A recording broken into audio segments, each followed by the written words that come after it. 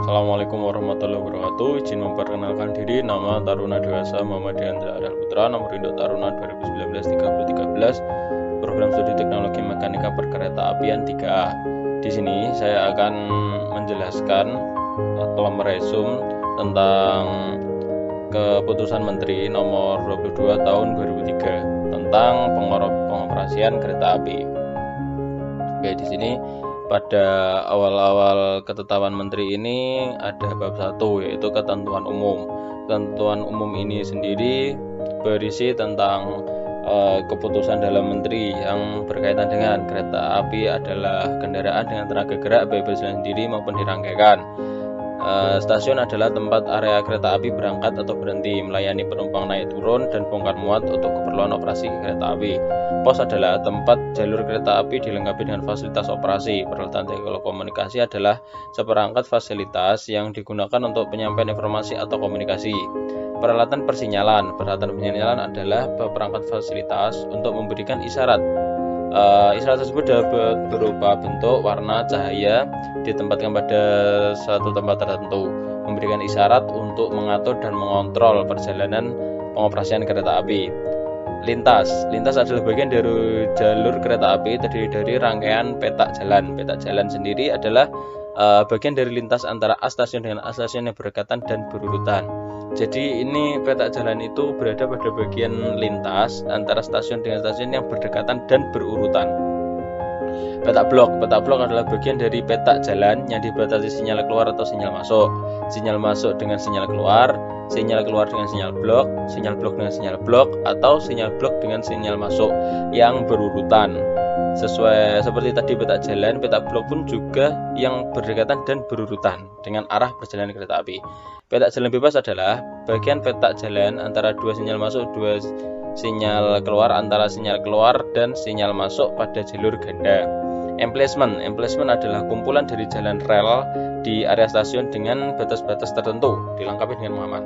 Kereta api luar biasa. Nah, ini yang mungkin bagian dari kita kurang tahu atau jarang mendengar, bahwa di kereta api itu ada kereta api luar biasa juga. Kereta api luar biasa ini adalah kereta api yang dalam perjalanannya tidak terdapat atau tidak tertuliskan dalam grafik perjalanan kereta atau GPK. Jadi kereta api luar biasa ini berjalan apabila sewaktu-waktu dibutuhkan saja, seperti kereta penolong, kereta pembangkit, dan lain sebagainya. Pengendalian adalah kegiatan mengarahkan, mengawasi, dan memantau operasi secara langsung dan tidak langsung. Selanjutnya ada menteri yang bertanggung jawab pada bidang kereta apian, ada direktur jenderal bekerja pada bidang perkereta apian. Dan yang terakhir adalah badan penyelenggara. Badan penyelenggara ini terdiri dari Badan Usaha Milik Negara atau BUMN yang dibentuk untuk melaksanakan tugas penyelenggaraan angkutan kereta api. Ini seperti KAI dan lain sebagainya. Yang kedua, kita masuk ke dalam bab 2. Bab 2 ini sendiri berisi tentang tata cara berlalu lintas kereta api. Dalam pengoperasian kereta api digunakan prinsip berlalu lintas satu arah pada jalur tunggal maupun ganda. Jadi ada satu arah saja dengan ketentuan pada petak jalan bebas tanpa pos, petak blok hanya diizinkan dilewati oleh satu kereta api. Jadi pada petak jalan dan petak blok ini hanya diizinkan dalam satu kereta api dalam satu waktu yang sama, menggunakan prinsip berjalan di jalur kanan untuk jalur ganda. Jadi untuk jalur ganda sendiri apabila ada double track gitu, kita menggunakan jalur yang sebelah kanan. Pengecualian terhadap sebagaimana yang telah disampaikan tadi hanya dapat dilakukan untuk khusus kereta yang berfungsi memberikan pertolongan pada jalur bergerigi. Pengecualian terhadap sebagaimana dimaksud apabila gangguan operasi kereta dengan ketentuan kereta api di sebelah kiri setelah perintah ditulis petugas pengatur perjalanan kereta api. Yang kedua, terdapat sinyal dari dua arah masing-masing jalur. Jadi secara bolak-balik itu ada sinyalnya. Jadi bisa ketahuan kalau ini kereta luar biasa atau kereta penolong. Selanjutnya, pada petak jalur tunggal yang bergerigi, kereta api hanya boleh berangkat setelah 5 menit di belakang kereta api mukanya. Jadi jarak bentang 5 menit. Beberapa kereta api yang berjalan pada satu petak jalan berurutan dengan selang waktu 5 menit sebagaimana yang dijelaskan tadi, dianggap sebagai satu kelompok kereta api harus menjaga jarak aman sekurang-kurangnya 500 meter. Beberapa kereta api yang dianggap satu kelompok yang diwartakan hanya yang depan saja. Tentang keamanan peta jalan, satu kali sebutkan nomor-nomor, jumlah kereta kelompok itu, dan jumlah rangkaiannya. Beberapa kereta api berjalan satu kelompok hanya kereta api pertama yang diwartakan keberangkatannya. Jadi hanya kereta api yang pertama yang diberitakan itu diberitahukan tentang keberangkatannya. Nanti yang belakang-belakangnya menyusul.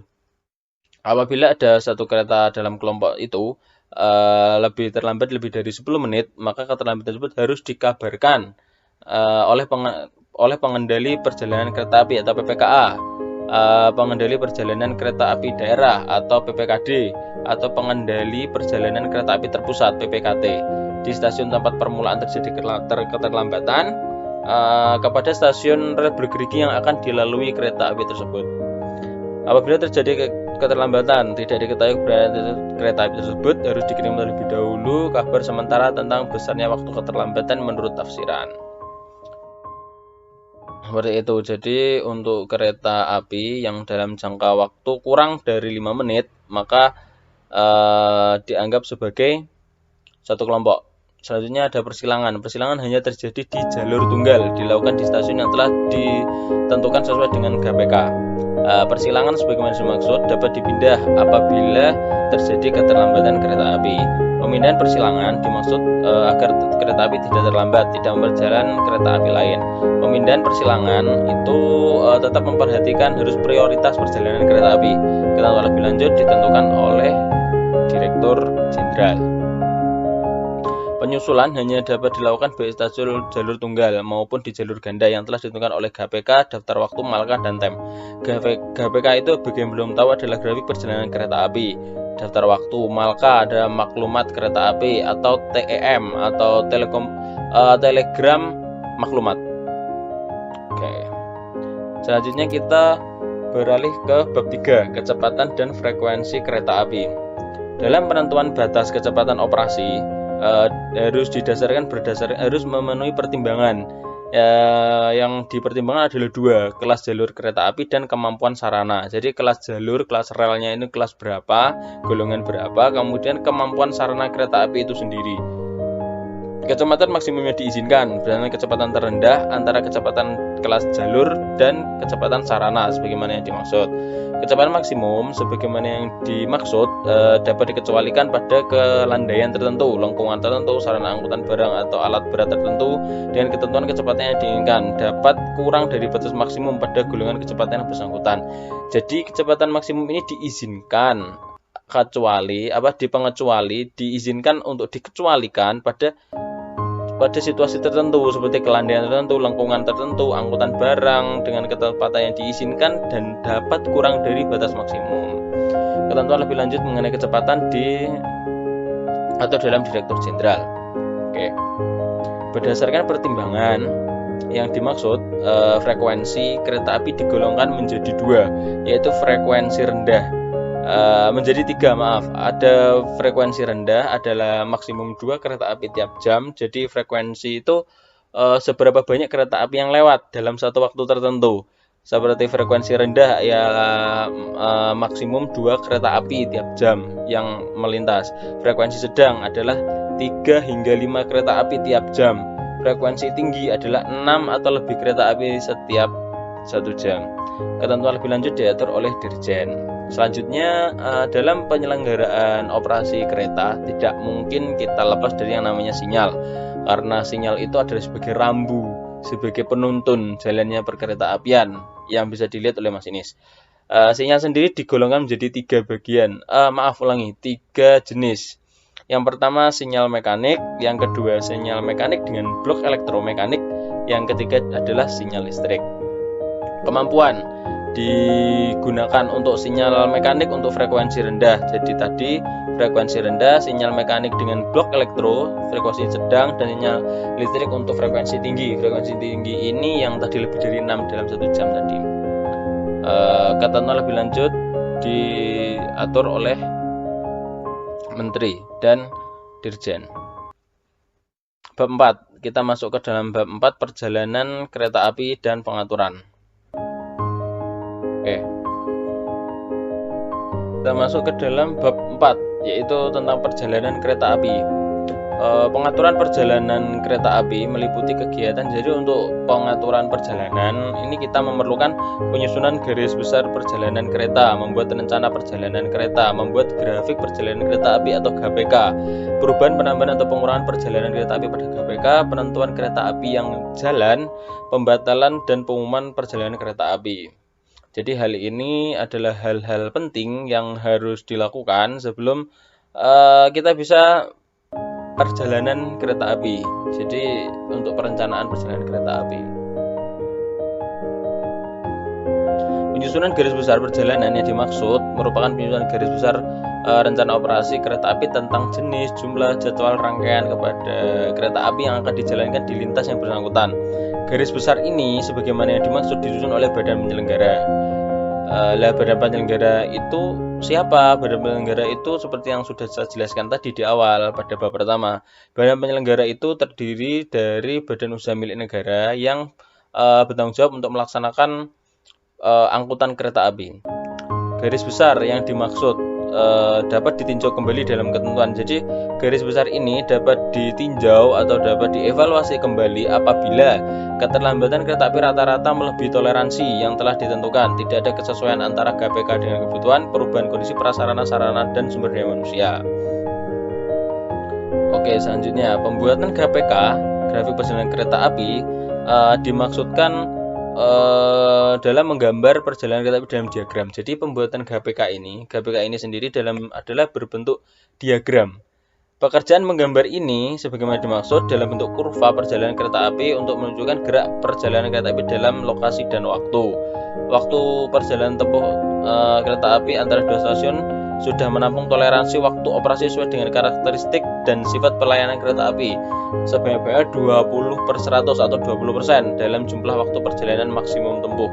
Jadi waktu perjalanan ini antara dua stasiun itu maksimal 20% dari jumlah waktu perjalanan maksimum yang ditempuh. Badan penyelenggara yang dimaksud konsep GPK berdasarkan rencana perkereta apian dan maksud untuk perjalanan kereta api selama 1 tahun. Jadi GPK ini sendiri, grafik perjalanan kereta api ini sendiri adalah grafik perjalanan untuk perjalanan kereta api selama 1 tahun ke depan. Pembuatan GPK itu berawal dari badan penyelenggara terlebih dahulu membuat konsep GPK. Dari BUMN atau perusahaan angkutan perkereta apian ini membuat terlebih dahulu konsep GPK itu seperti bagaimana. Yang kedua, konsep GPK yang dimaksud dikirimkan apabila konsep tersebut sudah jadi. Konsep tersebut dikirimkan kepada semua pejabat yang terkait langsung dengan operasi kereta api di lintas yang bersangkutan. Yang pertama, semua pejabat yang terkait, dan yang kedua, Direktur Jenderal. Berdasarkan konsep GPK yang dimaksud, pejabat yang dimaksud dalam huruf B butir 1, ini konsep GPK ini melakukan. Semua pejabat ini melakukan apa? 1. Persiapan pengaturan sarana awak, penyiapan rencana pengumuman, penentuan pegawai dan jadwal penugasan, pengusulan ralat, dan perbaikan konsep GPK paling lama 1 bulan. Jadi bisa diralat apabila sudah diterima oleh para pejabat dan dirjen dalam waktu paling lama 1 bulan sejak diterima konsep GPK tersebut. Dan konsep GPK tersebut bisa dievaluasi apabila konsep GPK yang dapat dievaluasi itu meliputi komposisi pelayanan angkutan, waktu tempuh, terpenuhinya pelayanan angkutan, perencanaan komposisi pembagian angkutan dengan moda darat lainnya, keterpaduan intra dan antar moda transportasi. Desain evaluasi sebagaimana dimaksud, Dirjen menetapkan GPK paling lambat 1 bulan sejak diterima secara lengkap dari badan penyelenggara. Jadi Dirjen itu dalam menetapkan itu paling lambat 1 bulan setelah konsep GPK tersebut diterima. Apabila dalam waktu 1 bulan tersebut Dirjen tidak menetapkan GPK, maka yang digunakan GPK yang diusul oleh badan penyelenggara tadi. Apabila Dirjen tidak menetapkan sendiri, jadi yang dipakai adalah konsep tadi yang telah dibuat oleh Direktur Jenderal. Yang sudah diusulkan oleh badan penyelenggara tadi. Badan penyelenggara GPK telah ditetapkan oleh Dirjen. Badan penyelenggara paling lambat 1 bulan sebelum tanggal berlakunya GPK. Jadi apabila GPK sudah ditetapkan, badan penyelenggara ini paling lambat 1 bulan sebelum tanggal berlaku harus mengumumkan GPK tersebut kepada semua pejabat dan Direktur Jenderal. Jadi GPK yang telah ditetapkan itu dikirim kembali paling lambat 1 bulan sebelum waktu operasi atau tanggal mulai berlakunya. Pada penyelenggara GBK dimaksud dan tanggal mulai berlakunya. Setiap kereta api yang dioperasikan harus memiliki tiga hal ini, yaitu nomor kereta api, jam berangkat, datang, dan jam langsung di stasiun, pos, dan persilangan, tempat persilangan, dan penyusulan. Pengoperasian kereta api bagaimana dimaksud?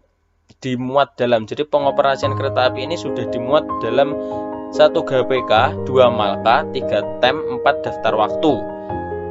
Untuk GBK tersendiri ini meliputi perjalanan KA, keterangan guna melaksanakan urusan perjalanan kereta api, tanggal mulai berlakunya, ketentuan perjalanan. Malka adalah maklumat kereta api. TEM ini telegram maklumat. Dan yang terakhir adalah daftar waktu. Daftar waktu ini berisi nomor, jenis kereta api, jam berangkat, jam datang, seperti itu. Lama perjalanan, persilangan penyusulan, waktu berjalan, dan mulai berlakunya. Perubahan GBK ini sendiri juga bisa dirubah apabila perubahan tambahan untuk selama berlakunya GBK. Pengumuman perjalanan kereta api PPK untuk selama 1 bulan takwin. Malka untuk waktu tidak lebih dari 6 bulan, TEM untuk paling lama 3 hari. Jadi maklumat ini sendiri untuk waktu tidak lebih dari 6 bulan. TEM sendiri juga untuk waktu tidak lebih dari 3 hari. Seperti itu. Selanjutnya kita masuk ke dalam penilikan jalur kereta api. Jadi jalur kereta api ini penilikan jalur dilakukan untuk mengetahui jalur yang bersangkutan aman atau tidak. Jadi sebelum kereta api beroperasi, kita juga harus melihat dari prasarana itu sendiri. Prasarana yang paling penting adalah jalur kereta. Jadi jalur kereta ini kita lihat bagaimana, apakah sudah layak untuk dilakukan operasi atau belum. Penilikan jalur kereta api dilakukan sekurangnya 2 kali dalam 24 jam sesuai GBK. Jadi sehari itu minimal kurang-kurangnya minimal 2 kali dalam waktu 24 jam disesuaikan dengan GBK.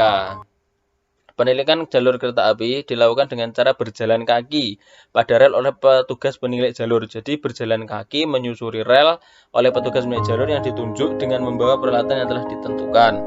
Penilik jalur harus melaporkan kepada PPKA di stasiun akhir tugasnya. Apabila penilik jalur belum melapor pada jam keberangkatan kereta api, maka kereta api dapat diberangkatkan dengan pengamanan khusus. Jadi apabila penilik jalur ini belum melaporkan tapi waktu sudah menunjukkan berangkatnya kereta, jadi kereta tersebut harus diberangkatkan dengan pengamanan khusus. Masinis di samping bertugas sebagai awak kereta api juga berfungsi sebagai penilik jalur. Jadi masinis ini juga berhak untuk menilik jalur dan mengamati jalur dari kabin selama perjalanan kereta api. Selanjutnya kita memiliki penyiapan dan pelaksanaan pemberangkatan. Jadi sebelum pemberangkatan kita harus penyiapan dan pemeriksaan. Jadi penyiapan untuk pelaksanaan pemberangkatan meliputi penyiapan petugas stasiun, penyiapan rute, penyiapan pemberangkatan, memberikan semboyan berangkat, mengawasi pemberangkatan, menormalkan kedudukan sinyal, dan yang terakhir memberikan warta berangkat. Ini penyiapan pegawai merupakan kegiatan menyiapkan pegawai sesuai jadwal kerja di stasiun atau pos yang bersangkutan, yaitu PPKA, PPKD, dan PPKT sebagai penanggung jawab urusan pelaksana kereta api di stasiun, pengawas peron, pengawas emplacement, kembali lagi PPKT, PPKD, dan PPKA, PJW sebagai pejabat pembantu, PJL sebagai pegawai pembantu juga. Jika di stasiun tidak terdapat PAP, maka tugas dan fungsinya dirangkap oleh PPKA. Jadi seperti itu. Itu adalah hal-hal yang harus kita siapkan sebelum kita bisa memberangkatkan sarana kereta api dalam operasi dinas. Oke, selanjutnya ketika KA memasuki stasiun. Jadi dalam perjalanan kereta api ini juga diatur dalam Keputusan Menteri tahun 2003 ini. Selanjutnya kita masuk ke dalam pengendalian perjalanan kereta api. Jadi bagaimana cara mengendalikan perjalanan kereta api? Pengendalian perjalanan kereta api dilaksanakan secara langsung dan tidak langsung. Pengendalian secara langsung di antara dua stasiun atau lebih dilaksanakan dengan cara setempat dilaksanakan oleh PPKA di setiap stasiun. Kalau di daerah itu dilaksanakan oleh PPKD untuk pengendalian dua stasiun atau lebih. Apabila terpusat atau Centralized Traffic Control dilaksanakan oleh PPKT di wilayah pengendalinya. Jadi ada 3 ini, setempat, daerah, dan terpusat. Pengendalian perjalanan kereta dimaksudkan dalam pasal di atas ini dilaksanakan dengan mengendalikan kereta api melalui meja pelayanan dengan membuat rute perjalanan kereta api, rute langsir, mengawasi keberadaan kereta api lewat indikasi dan papan peragaan. Jadi dari meja pelayanan PPKA, PPKD, dan PPKT itu bisa untuk mengawasi keberadaan kereta api melalui indikasi papan peragaan dan mengatur perpindahan, persilangan, dan penyusulan, memperbaiki nomor kereta pada jendela indikator penomoran di jendela yang bersangkutan apabila terjadi perbedaan nomor kereta api. Jadi apabila terjadi perbedaan nomor langsung diperbaiki. Selanjutnya kita masuk ke dalam bab 6, kedudukan stasiun kereta api.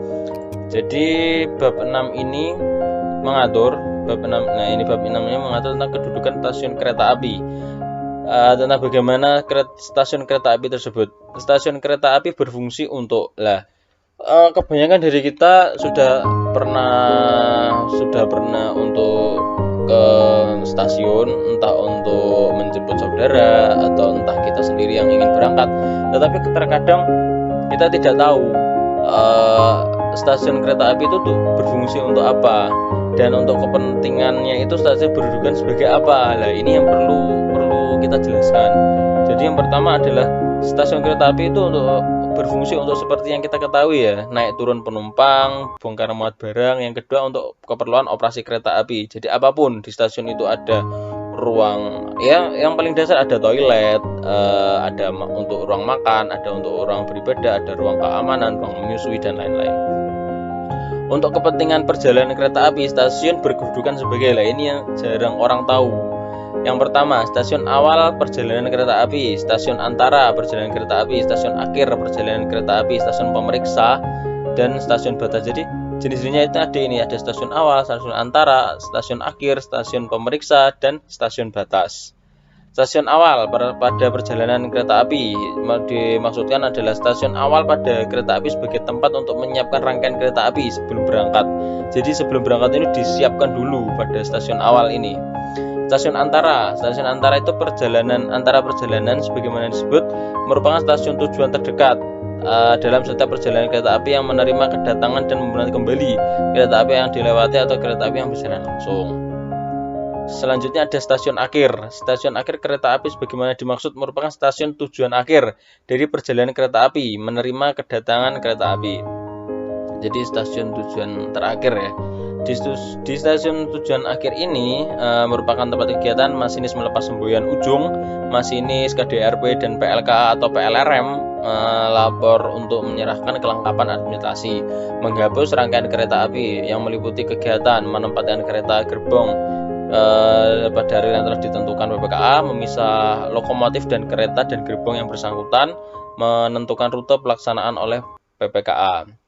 Yang selanjutnya adalah stasiun pemeriksa. Stasiun pemeriksa perjalanan sebagaimana dimaksud merupakan stasiun awal perjalanan kereta api dan stasiun antara yang ditetapkan oleh stasiun pemeriksa. Jadi stasiun pemeriksa ini ditetapkan oleh GPK, Grafik Perjalanan Kereta Api. Di stasiun pemeriksa perjalanan kereta api sebagaimana dimaksud wajib dilakukan kegiatan pencatatan LHM dan LAPKA, laporan kereta api, mengenai persilangan luar biasa dengan kereta api fakultatif atau kereta api luar biasa. Jadi di sini di stasiun pemeriksaan ini wajib dilakukan pencatatan dalam laporan kereta api ini mengenai persilangan luar biasa dengan kereta api fakultatif. Fakultatif itu kereta api yang tidak fakultatif itu tidak berjalan terus, jadi berjalannya itu ketika dibutuhkan saja, atau kereta api luar biasa yang setelah saya jelaskan di awal. Stasiun batas merupakan stasiun sebagai pembatas perjalanan kereta api karena adanya stasiun yang ditutup. Di stasiun yang ditutup sebagaimana dimaksud harus melapor mengenai pembukaan Oke, yang selanjutnya adalah bab 7. Bab 7 di sini ketertiban dan kelancaran operasi kereta api. Jadi untuk melaksanakan ketertiban dan kelancaran ini, jadi rute di stasiun memasuki kereta api akan terhalang karena adanya rangkaian kereta api, sarana kereta api, kerusakan, dan lain sebagainya. Jadi kelancaran itu akan terhalang apabila rute kereta api di stasiun yang akan dimasuki terdapat halangan seperti kereta api, kerusakan wesel, kerusakan jalan rute, dan rute lainnya terhadang dan lain sebagainya. Untuk ketertiban kelancaran, setiap perjalanan kereta api harus dilaksanakan sesuai dengan jadwal. Jadi biar lancar, itu harus sesuai dengan jadwal dan tertib urutan kereta api yang telah ditetapkan dalam GPK, daftar waktu, Malaka, dan TEM. Ketertiban kelancaran operasi tersebut sebagaimana dimaksud dengan kondisi perjalanan kereta api dapat dibedakan menjadi dua, yaitu operasi kereta api dalam keadaan biasa atau normal dan operasi kegiatan biasa dalam keadaan yang tidak biasa. Jadi dalam keadaan biasa atau normal dan dalam keadaan yang tidak biasa.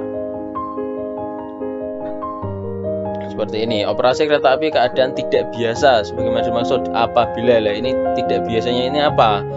Yang pertama, keterlambatan jadwal. Yang kedua, terdapat bagian dari rangkaian kereta api yang terpaksa ditinggalkan di jalan bebas. Jadi ada bagian dari kereta atau gerbong yang harus ditinggalkan. Terdapat rangkaian kereta api yang terputus atau berhenti di jalan bebas. Terdapat kereta api yang berhenti luar biasa di petak bebas atau petak blok karena gangguan. Terjadi rintang pada jalan lintas. Rintang ini pada jalan rintang ini dapat berupa cuaca yang buruk, dapat berupa bencana alam, dapat berupa kerusakan dan lain sebagainya. Batas kecepatan. Batas kecepatan maksimum operasi yang diizinkan sebagaimana yang dimaksud itu disesuaikan dengan batas maksimum kecepatan. Seperti yang saya jelaskan di awal tadi, batas maksimum kecepatan pada kereta api yang bersangkutan. Jadi ini dari batas kereta api sarana, kemampuan sarana, dan batas maksimum dari prasarana pada jalur.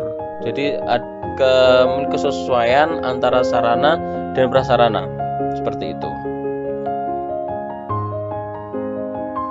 Selanjutnya kita ke ketentuan peralihan. Bab 8, ketentuan peralihan. Ditetapkan dalam keputusan ini GPK selama ini dilakukan oleh Badan Penyelenggara berlaku hingga 2003. Jadi GPK ini dibuat berlaku hingga tahun 2003. Dan ditetapkannya keputusan ini, ketentuan yang lebih rendah mengatur mengenai pengoperasian kereta api dinyatakan masih tetap berlaku sebelum dirubah dan diganti sesuai dengan keputusan. Selanjutnya adalah penutup. Jadi sekian yang dapat saya sampaikan. Terima kasih atas perhatiannya. Wassalamualaikum warahmatullahi wabarakatuh.